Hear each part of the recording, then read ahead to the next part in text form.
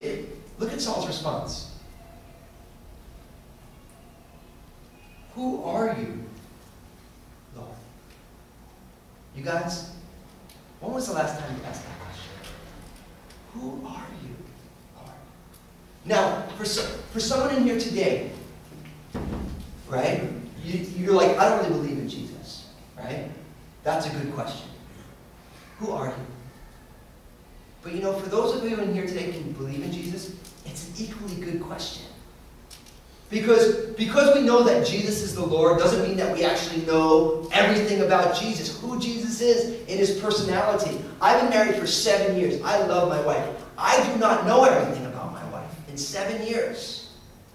And we're going to be married for, Lord willing, a long time if God gives us many days together on this earth. But even when I've been married to my wife for 50 years, I'm still not going to know everything about her. Growing in a relationship means the ability to ask the question, who are you, Lord? I've been a pastor for 10 years. I still need to ask this question, Lord, who are you? Now, there's all sorts of things I know about Jesus. There's all sorts of things I don't know. What a great question. And if you don't remember anything that I say here today, I want you to go and ask this question. If you're like, I don't believe in Jesus, but if you're open to knowing, I mean, if Jesus is the Lord, you want to know that, right? I mean, if he's the truth, then he's the truth. So be willing to just ask us, who are you? Jesus, who are you? What are you all about? What a great question. And Saul, very religious, an all-star in his day. The Billy Graham of his day. He's asking, who are you? But notice Jesus' answer here. I am Jesus. I love that. That's 3 radical words. I am Jesus. And then he says, whom you are persecuting. Now think about this. The Bible never tells us, not one time, that Saul and Jesus had ever met. But Jesus says, I am Jesus whom you are persecuting. Why does Jesus say that? Because as Saul was attacking Christians, he was attacking Jesus.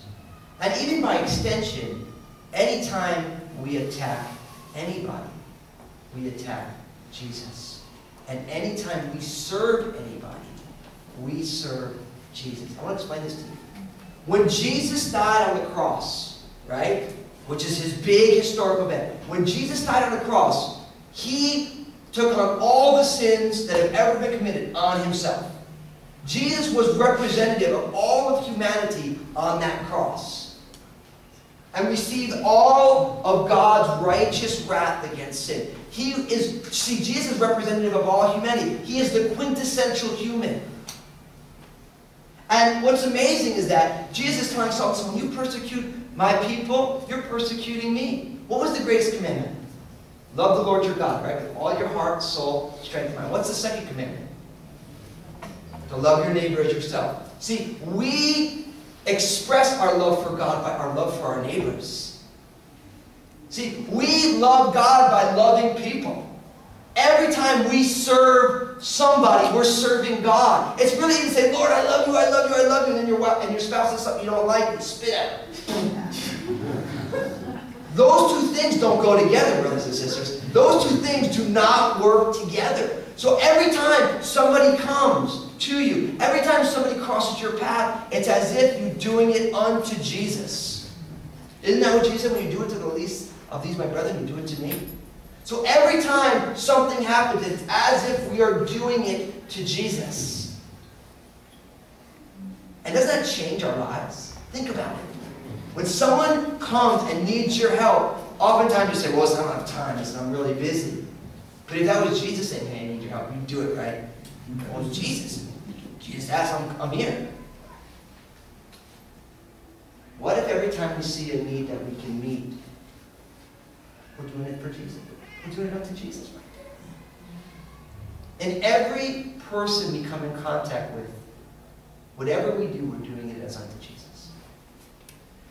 See, now, that doesn't make life boring. That makes life an absolutely amazing experience. Because at every juncture, we have the opportunity to love on, bless, serve Jesus, honor Jesus, or dishonor Jesus, or neglect Jesus. And that makes life so powerful, so profound, that every moment we have an opportunity to love and bless the Lord.